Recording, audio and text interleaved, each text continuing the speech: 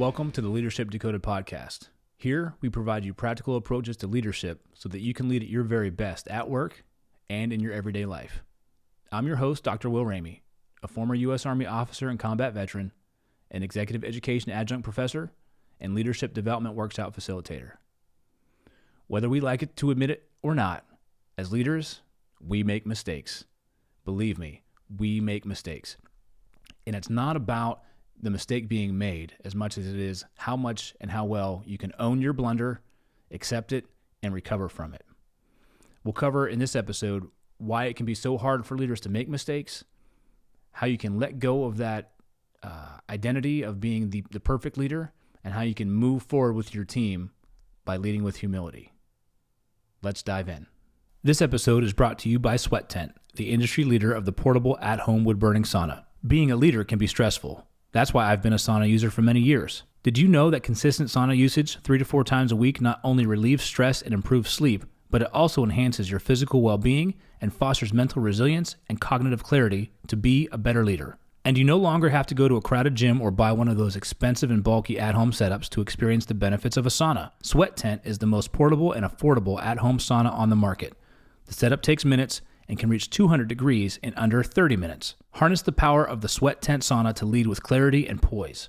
Sweat out stress, ignite creativity, and emerge a more focused leader. All Leadership Decoded listeners will receive $100 off when you use code LEAD100. Visit sweattent.com today to get $100 off your purchase with code LEAD100 at checkout.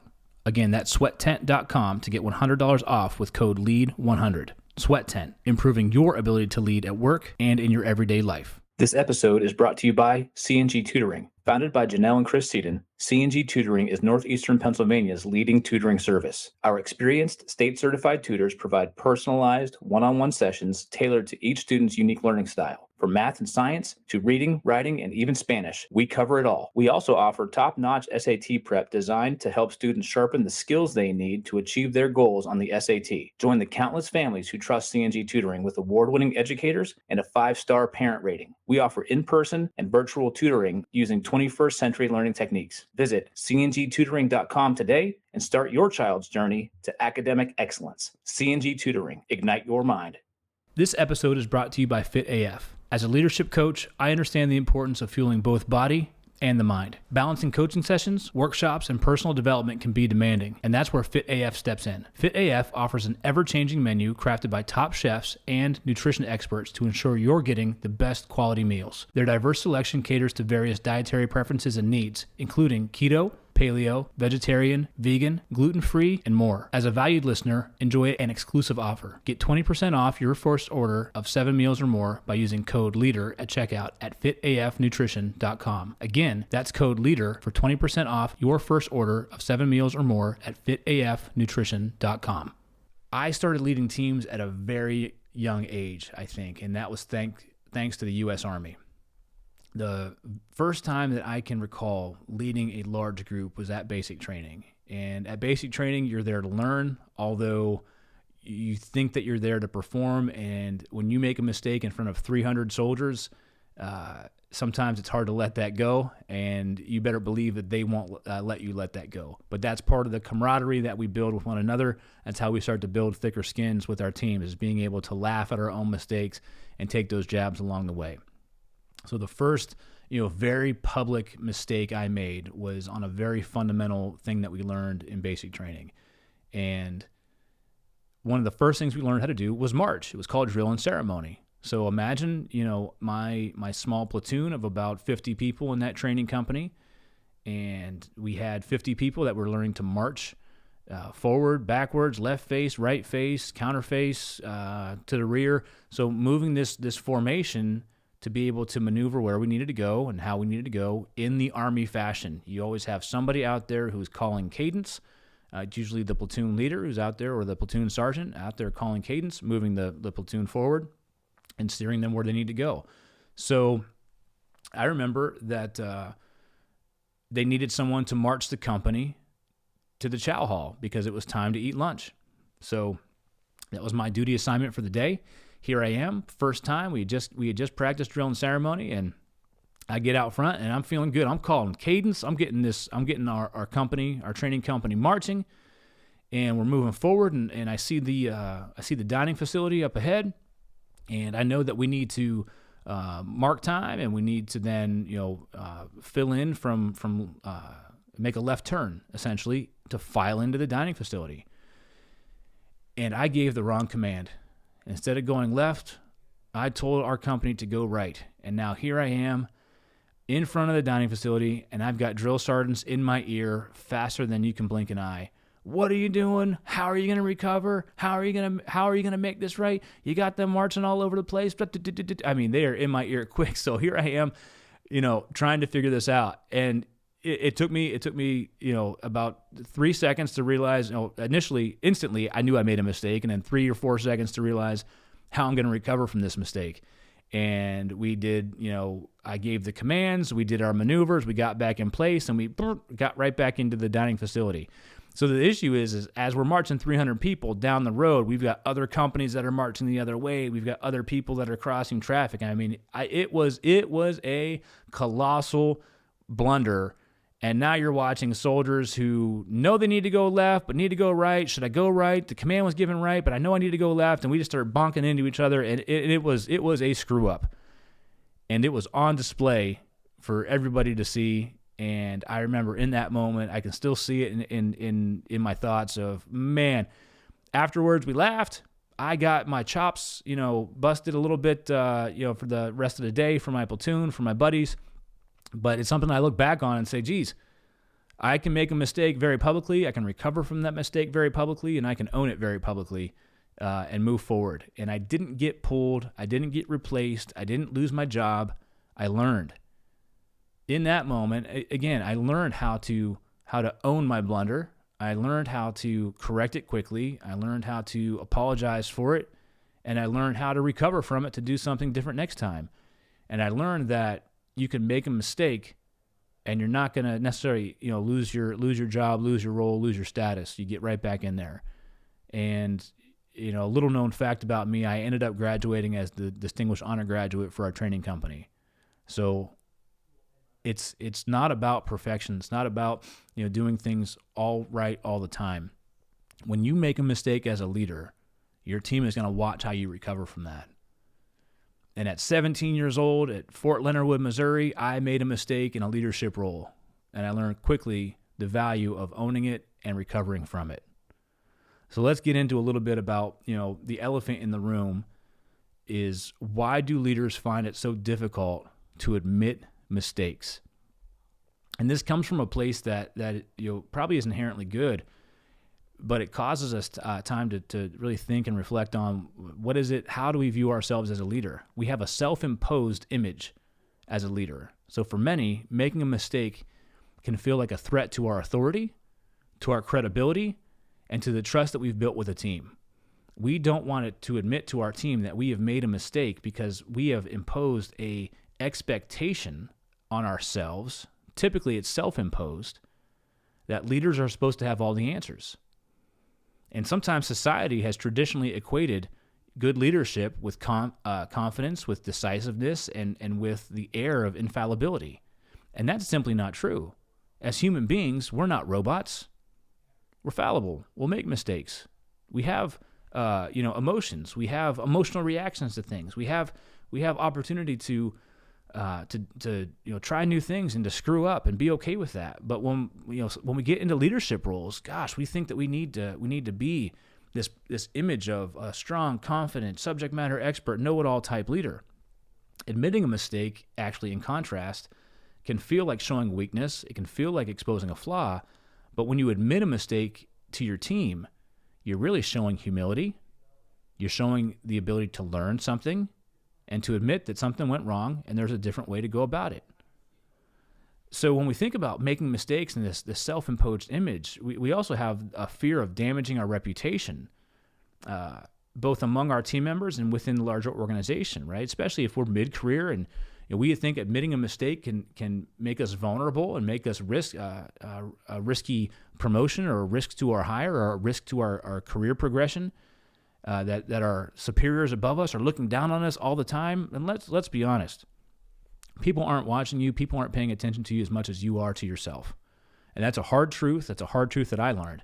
You can make a mistake and recover from it. It's not necessarily going to jeopardize your career progression. You can make a mistake and recover from it. It's not going to jeopardize the trust you have with your team. The key here is how you handle that mistake. If you try to cover it up, if you try to place blame, if you try to push it someplace else, then it's going to have an impact. That's when that matters. How you deal with a mistake matters more than making a mistake itself. That's the hard truth. And leaders who can admit mistakes are actually perceived as more trustworthy, more relatable by their teams. It may be counterintuitive, but it's powerful. By acknowledging our fallibility, we're actually more authentic, and it makes stronger connections with our team members. Another factor that's challenging for letting go, for leaders to let go and admit mistakes, is their attachment to their leader identity. Over time, many leaders develop a sense of identity that's strongly tied to the position that they hold. They see themselves as the person who guides, who directs, who protects, who inspires their team. And when we have that attachment, the pressure to maintain a flawless image, the pressure to maintain this identity of being the one to go to, and we attach, well, if I'm the one to go to, I can't make a mistake. And what I have found is when I work one-on-one with emerging leaders and future leaders, people that are junior to me or my team members, when I tell them a story of how I screwed up, it resonates a lot more because I'm still holding a position that's senior in an organization. And when I can share with them a story about my past, when I screwed up and how I handled it, they start to see you as a human being. And then they start to see that, geez, this career progression is attainable even if I make a mistake. So it shortens the road of how I'm going to get there.